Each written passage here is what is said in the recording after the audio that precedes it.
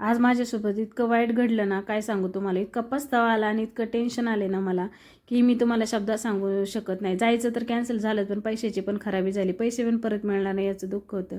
तर आता म्हणाल काय झाले गेला, तर चला सांगते. आता आमचे साहेब निघाले होते एअरपोर्टला. त्यात एअरपोर्ट बघण्यासाठी आयुष आणि अथर्व हे दोघे पण त्यांच्यासोबत निघाले होते एअरपोर्ट बघण्यासाठी लोहगावला.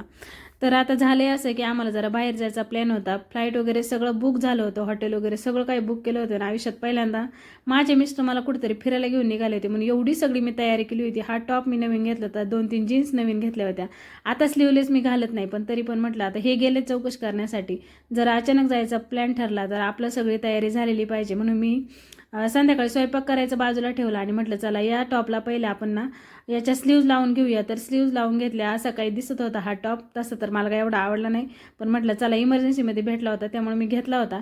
तर ही नवीन जीन्स खरेदी केली होती. बरीच काय काय शॉपिंग केली होती. ते पुढच्या व्हिडिओमध्ये मी तुम्हाला सांगेलच मी काय काय शॉपिंग केली होती. मला कुठं फिरायला जायचं होतं, कुठलं कुठलं बुकिंग झालं होतं आणि कशामुळं जाणं कॅन्सल झाली, फ्लाईट का कॅन्सल झाली, हे सगळं मी तुमच्याशी शेअर करेल.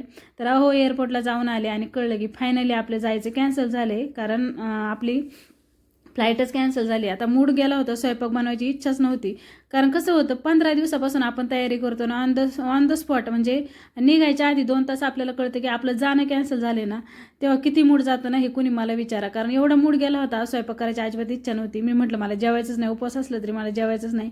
म्हटले नाही नाही चल आज तुझा उपवास आहे ना, जाऊ दे नको टेन्शन घेऊ, जाऊ दे पैसे आज नाही उद्या कमावता येतील, पण तू तुझा मूड खराब करून घेऊ नको, जाऊ दे आपण तुला स्वयंपाक बनवायची इच्छा नाही ना, चल आपण बाहेर जाऊ हॉटेलमध्ये जेवायला. तर आज खूप मोठी डिअरिंग करून मी आज पहिल्यांदाच ह्या हॉटेलमध्ये गेले होते की ज्याचं म्हणजे माहीत नाही कशी काय क्वालिटी वगैरे काहीच नाही, तरी म्हटलं चला नवीन आहे, छान आहे हॉटेल पण मस्त आहे एकदम, चला जाऊन पाहूया कशी काय क्वालिटी क्वांटिटी वगैरे आहे. तर खरं सांगते अगदी हायवेवर आहे रानादा हॉटेल म्हणून, नवीनच झाले. खूप छान क्वालिटी आणि त्यांची म्हणजे सर्व करण्याची पद्धत वगैरे सगळं काही अगदी मस्त आहे बरं का. तर छान वाटलं, पहिल्यांदा गेले पण टेन्शन होतं कसं असेल काय असेल, पण छान वाटलं. जरा वेळ तरी मी हे विसरले की माझा एवढा जायचा प्लॅन कॅन्सल झाला, एवढी सगळी स्वप्न माझी पाण्यात गेलेत याचं काही जरा वेळ वाटलं नाही. कारण छान जेवण होतं, ते छान जेवण एन्जॉय केलं सार्थकने. इथं मस्त सोलकढी एन्जॉय केली आणि मग त्याच्यानंतर जेवण झाल्यावर आईस्क्रीम तर झालीच पाहिजे, मी इथं आईस्क्रीम एन्जॉय केली. तर पुढच्या व्हिडिओमध्ये मी तुम्हाला नक्की सांगेल की माझी कुठं जाण्याची फ्लाईट बुक होती, काय काय प्लॅनिंग होते, सगळं मी तुमच्याशी शेअर करेल. चला मग भेटूयात नेक्स्ट व्हिडिओमध्ये, तोपर्यंत बाय.